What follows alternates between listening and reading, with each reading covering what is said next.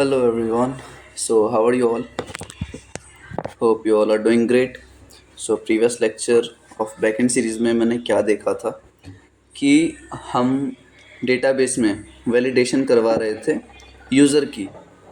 Validation in the sense कि मैं सबसे पहले अपना डेटाबेस ओपन करता हूँ क्लाउड पे जो है MongoDB एटलस। ओके।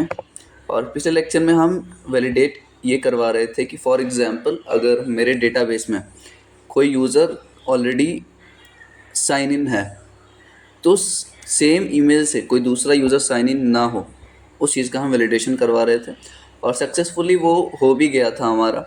ठीक है, वापस एक बार चेक कर लेंगे। और आज का हमारा जो मेन मोटिव है ना, आज का जो मेन मोटिव है वो रहने वाला है बीक्रिप्ट के ऊपर। ठीक है, हम एल्गोरिदम्स यूज़ करते हैं। मैं एक बार ये खुल जाता है फिर मैं समझाता हूँ वो चीज़ आपको। ठीक है, मैं जाऊँगा अपने क्लस्टर्स में और देखो कोई भी चीज़ मेरे हिसाब से स्टेप बाय स्टेप सीखना ज़्यादा ज़रूरी होता है हमारे लिए। अगर आप एक बार में ही पूरा डेटाबेस या फिर आप बैकएंड सीखना चाहते हो तो वो ऑब्वियसली पॉसिबल नहीं है और इसलिए ज़्यादा लंबा लेक्चर जाता है मेरा, या फिर काफ़ी ज़्यादा ऑलरेडी लेक्चर्स हो चुके हैं इस पे 50+ ऑलरेडी। तो यही है। फिर देखो यहाँ पे मेरा डेटाबेस ऑलरेडी सेव है। ठीक है, मैं वापस जब इस पे कराऊँगा, let me start the server first, npm start करूँगा। ओके, तो देखो ये मेरा चल रहा है सर्वर 3000 पे और डेटाबेस कनेक्ट हो गया। अब जब मैं पोस्टमैन खोल के, let me open my postman. Postman क्या है? पोस्टमैन एक टूल है जिससे हम अपने क्लाइंट साइड से रिक्वेस्ट भेज सकते हैं। अभी मेरे पास रिएक्ट का कोई प्रोजेक्ट नहीं है या फिर फ्रंट एंड का प्रोजेक्ट नहीं है जहाँ से मैं अपना डेटा भेजूँ। मैं as a postman tool use करता हूँ। ये एज अ क्लाइंट काम करेगा। मान के चलो ये मैं रिएक्ट पे लिख रहा हूँ, सारा डेटा भेज रहा हूँ। ठीक है, 3000 पे मैं अपना क्या भेजता था? पेलोड। पेलोड मैं भेजता था। पेलोड का क्या मतलब होता है? डेटा भेजना। ठीक है, डेटा को ही आप पेलोड बोलना हमेशा। पोस्ट, बॉडी, रॉ और जेसन ये सेलेक्ट करना है जब आप जेसन फॉर्मेट में अपना डेटा भेजोगे। तो क्या भेजना रहता है हमें? पहली चीज़ क्या थी हमारी? User name. User name, let's say user name is Ram. Done. Second thing what we are sending is email. Okay, email हम ले लेते हैं ram@gmail.com। ये पहले लेक्चर का मैं थोड़ा सा रिवाइज करवा रहा हूँ। Third thing that we have is user name, email and password. Password is let's say anything Ram. Okay, ये अगर मैं 1 2 3 ले लूँ तो ये दिक्कत नहीं देगा। ठीक है, तो मेरा ये यूज़र है। अब मेरे वैलिडेशन के हिसाब से जो हमने लॉजिक लिखी थी पिछले लेक्चर में, उसके हिसाब से ये काम करना चाहिए। और ये डेटाबेस मेरा ऑलरेडी डेटाबेस में ये डेटा नहीं है तो ये सेव हो जाना चाहिए। Let's hit the button. मैंने हिट पे क्लिक किया और देखो क्या लिखा है यहाँ पे? Data saved successfully. Let me check my database. यहाँ पे मुझे वो डेटा आ जाना चाहिए क्योंकि वो पहले से एग्जिस्ट नहीं करता, वो वाला ईमेल। हम ईमेल पे वैलिडेट करवा रहे हैं कि अगर ईमेल सेम होगा तो अलाउ नहीं करेगा। देखो अभी ईमेल आ गया ram@gmail.com का। ठीक है, 2 एंट्रीज हैं हमारे अभी कलेक्शन में। अब जब मैं वापस हिट करूँगा तो मुझे यह देना चाहिए कि डेटा ऑलरेडी एग्जिस्ट। समझ आ गई चीज़ें अपने को? हिट करवाओ वापस से। अब देखो अब क्या बता रहा है? User already exist. बिल्कुल परफेक्ट काम कर रहा है हमारा कोड। अब इस लेक्चर में मैं थोड़ा एक बार रिकैप दे दूँ नोटपैड खोल के। इस लेक्चर में हम मेनली बात करेंगे अपना किस चीज़ पे करने वाले हैं, किस चीज़ पे करने वाले हैं हम? करने वाले हैं हैश पे, हैशिंग। हैशिंग क्या होती है वो देखेंगे आज। हैशिंग हैशिंग एक ऐसा टेक्निक होता है ना, एक ऐसा प्रोसेस होता है जिसमें कि हम क्या कन्वर्ट करते हैं? हम अपने कुछ भी डेटा है जो कि किस फॉर्मेट में है, स्ट्रिंग या फिर नंबर्स, कुछ भी है। ठीक है, कुछ भी है, हम इसको हैश में कन्वर्ट करते हैं। इसको हैश में कन्वर्ट करते हैं। समझ आ गया मैं क्या बोल रहा हूँ? ध्यान से सुनना। हैशिंग एक ऐसा प्रोसेस है, एक ऐसा प्रोसेस है जिसमें कि हम कोई भी डेटा है उसको हम हैश में कन्वर्ट करते हैं।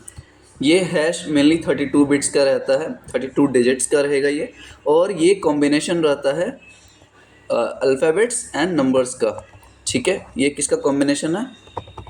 Alphabet plus numbers, right. तो इतना समझ आ गया हमें। अब जो हम ये चीज़ कन्वर्ट करते हैं ना, हम किसी भी डेटा को जो हैश में कन्वर्ट करते हैं, हैश में जो कन्वर्ट करते हैं, ये कुछ एल्गोरिदम की हेल्प से करते हैं। ठीक है, एल्गोरिदम। ठीक है, हम कुछ एल्गोरिदम्स यूज़ करते हैं ताकि ये डेटा जो है हमारा वो हैश में कन्वर्ट हो जाए। अभी मेरा मेन मोटिव क्या है ये चीज़ करने का? अभी अगर आप डेटाबेस देखो अपना, तो यहाँ पे भाई मेरा password as it is hard coded है। मतलब कोई भी एम्प्लॉय अगर किसी भी कंपनी में पासवर्ड देखेगा ना, तो उसको डायरेक्ट दिख जाएगा। तो आप बताओ, ये सिक्योर्ड वे है क्या पासवर्ड स्टोर करने का? Definitely not. हम पासवर्ड को कभी डेटाबेस में ऐसा खुला छोड़ के नहीं रखते, उसको हम हैश में कन्वर्ट करते हैं। ये वाला जो पासवर्ड है ना, इसको मैं हैश में कन्वर्ट करना पड़ेगा। समझ आ गई चीज़ें? वो कैसे हम इम्प्लीमेंट कर सकते हैं? तो सबसे पहले मैं इसीलिए बता रहा हूँ कि हैशिंग क्या है। एक ऐसा प्रोसेस जिसमें कि हम कोई भी डेटा हो उसको हम हैश में कन्वर्ट कर सकते हैं, और इस प्रोसेस को हम हैशिंग बोलते हैं। हैशिंग प्रोसेस में हम एल्गोरिदम्स यूज़ करते हैं डेटा को इसमें कन्वर्ट करने के लिए। ठीक है, एल्गोरिदम्स, कौन कौन सी एल्गोरिदम्स, फेमस एल्गोरिदम्स होती हैं जिसके हेल्प से हम ये काम करते हैं। तो कुछ एल्गोरिदम्स हैं, आप नाम नोट करते रहना। MD5, ध्यान से सुनना, MD5, SHA-1, SHA-512, ठीक है, और Bcrypt। तो ये 3-4 मैंने बहुत ही इम्पोर्टेंट एल्गोरिदम्स बताई हैं। इसमें से आप कोई भी एक यूज़ करके ना ये डेटा को इस हैश में कन्वर्ट कर सकते हो। इसका मैं अगर एग्ज़ाम्पल बताऊं आपको, तो रिएक्ट में ये कॉन्सेप्ट यूज़ होता है। रिएक्ट में ये कॉन्सेप्ट यूज़ होता है हमारा हैशिंग का। मैं दिखाता हूँ, 1 मिनट लगेगा बस दिखाने में आपको। ठीक है, React.js वाला मैं फ़ोल्डर खोलता हूँ। और आप अगर React.js की सीरीज़ देख रहे हो स्टार्टिंग से, तो आपको पता होंगी ये चीज़ें। इंटीग्रिटी वाला जो कॉन्सेप्ट है हमारे पास रिएक्ट में, वहाँ ये यूज़ होता है। मैं दिखाता हूँ ये कहाँ मिलेगा अपने को। पैकेज lock.json में जाओ, इंटीग्रिटी पे जाओ। इंटीग्रिटी पे आगे आपको दिख रहा है क्या? 1 मिनट, इंटीग्रिटी पे आए हम पैकेज lock.json में। अब आप देखो यहाँ पे क्या लिखा हुआ है? SHA-512। ये क्या है भाई? ये एल्गोरिदम है जो रिएक्ट यूज़ करता है, जो भी डेटा है उसको हैश में कन्वर्ट करता है। ठीक है, जब आप रिएक्ट पढ़ोगे तो ये कॉन्सेप्ट आपको समझ आएगा कि रिकॉन्सिलिएशन प्रोसेस कैसे काम करता है। ठीक है, तो बस देखो यहाँ पे SHA-512 एल्गोरिदम ये यूज़ कर रहा है। तो मैं वही दिखाने की कोशिश कर रहा था कि एल्गोरिदम्स काफ़ी ज़्यादा होती है हमारे पास। ठीक है, और फेमस यही है, MD5, SHA-1, SHA-512 and Bcrypt। हम कौन सा एल्गोरिदम यूज़ करेंगे? हम करेंगे Bcrypt.js। ठीक है, ये एक लाइब्रेरी है जो मुझे इंस्टॉल करनी पड़ेगी। कहाँ से? npm.js से। ठीक है, ये एक लाइब्रेरी है जो कि हमको इंस्टॉल करना पड़ेगा npm.js से। तो इतना समझ लिया हमने। और ये सब क्यों कर रहे हैं हम? ये सब कर क्यों रहे हैं? क्योंकि डेटाबेस में जो मैं पासवर्ड स्टोर करा रहा हूँ ना, ये हार्ड कोडेड आ रहा है। मैं चाहता हूँ ये जो 1 2 3 है मेरा, ये हैश में आए, ताकि हमें ह्यूमन रीडेबल नहीं हो ये। मतलब ह्यूमन को इसको रीड ना कर पाए। समझ आ गया चीज़ें? तो सबसे पहले मैं क्या करूँगा अपना, अगर मुझे Bcrypt का लाइब्रेरी कैसे काम करता है वो नहीं आता, तो मैं Bcrypt खोलूँगा, npm.js वाला। ठीक है, ये खुद दे देगा, देखो Bcrypt npm। यहाँ से मैं सारा कुछ कर सकता हूँ। ये डॉक्यूमेंटेशन आप हमेशा ट्राई करो पढ़ने का। ठीक है, एक नोटिफिकेशन वाला सिस्टम था, मुझे नहीं पता था वो कैसे इम्प्लीमेंट होता है, लेकिन मैं यहाँ पे गया। ठीक है, नोटिफिकेशन कैसे भेजा जाता है सर्वर से, तो आप यहाँ सर्च करो, आपको सारी चीज़ें मिल जाएंगे। तो npm इंस्टॉल Bcrypt करते हैं हम। सबसे पहले लाइब्रेरी इंस्टॉल करनी पड़ेगी। ठीक है, अभी हम अगर package.json खोले तो यहाँ पे देखो Bcrypt दिख रहा है क्या कहीं पे आपको? यहाँ पे Bcrypt दिख रहा है क्या? नहीं दिख रहा ना। अब मैं इसको इंस्टॉल करूँगा दूसरे टर्मिनल पे। ठीक है, चलो इंस्टॉल करते हैं npm इंस्टॉल Bcrypt। ठीक है, चलो नेक्स्ट लेक्चर में इसको देखते हैं हम। ओके।